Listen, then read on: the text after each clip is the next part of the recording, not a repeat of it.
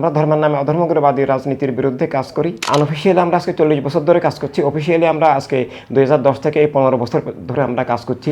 না, আমাদেরকে তারা আমন্ত্রণই করেন নাই। একবারে শুরু থেকেই একবারে প্রথম বৈঠকে আমরা দেখলাম সেনাপ্রধান ক্যান্টনমেন্টের মধ্যে বিভিন্ন নিবন্ধিত অনিবন্ধিত এমনকি নিষিদ্ধ রাজনৈতিক দলকে নিয়েও ওনারা প্রোগ্রাম করছেন। আমরা হতবাক হলাম।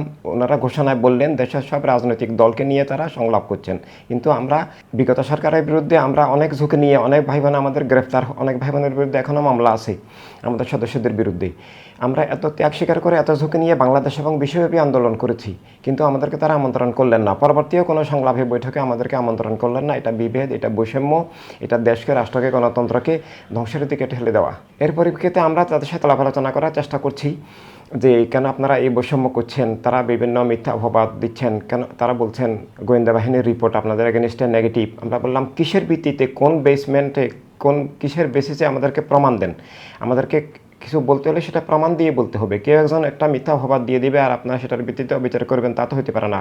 আমরা ওপেন, আমাদের ইনসানি বিপ্লব ক্রিস্টাল ক্লিয়ার। আমরা কিসের পক্ষে কিসের বিপক্ষে কাজ করি, কী লক্ষ্যে কাজ করি, একেবারেই ক্রিস্টাল ক্লিয়ার। এখানে আমাদের ইনসানি বিপ্লবের কোনো গোপনীয় কিছুই নাই। তো আমরা ধর্মের নামে অধর্মগ্রবাদী রাজনীতির বিরুদ্ধে কাজ করি আদর্শিকভাবে।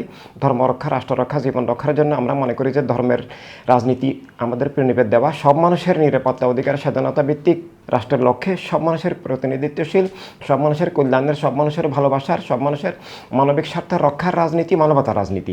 ধর্মকে চাপিয়ে দেওয়ার বিষয় নয়। কেউ যদি ইসলামী রাষ্ট্র বা রাম রাষ্ট্র বা ইহুদি রাষ্ট্র ঘোষণা করে, এতে ধর্মের মৃত্যু ঘটে, ধর্মের নামে দলীয় মতবাদ চেপে যায়, অন্য ধর্মের, অন্য মতপথের মানুষের অধিকার, স্বাধীনতা হরণ হয়ে যায়। এই ধর্মের নামে যে অধর্মগ্রবাদী রাজনীতি ইসলাম এবং অন্যান্য ধর্মের নামে চলছে, আমরা সেটার বিরুদ্ধে কাজ করি। ধর্মকে রক্ষার জন্য, রাষ্ট্রকে রক্ষার জন্য, জীবনকে রক্ষার জন্য, সব মানুষের অধিকার রক্ষার জন্য।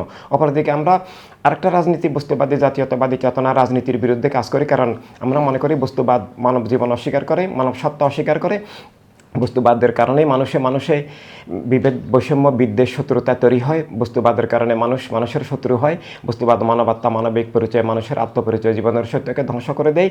এই বস্তুবাদী রাজনীতি মানুষকে বিভক্ত করে রেখেছে, দুনিয়াকে বিভক্ত রেখেছে এবং শোষণ, জুলুম, পাশবতা, স্বৈরতা, দস্যুতা, যুদ্ধ বিগ্রহের মূলে আছে এই একক গোষ্ঠীবাদী বস্তুবাদী রাজনীতি, একক গোষ্ঠীবাদী ধর্মের নামে রাজনীতি। এই দুইটা জিনিসের বিরুদ্ধে আমরা ওপেন আজকে আনঅফিসিয়ালি আমরা আজকে 40 বছর ধরে কাজ করছি। অফিসিয়ালি আমরা আজকে 2010 থেকে এই 15 বছর ধরে আমরা কাজ করছি।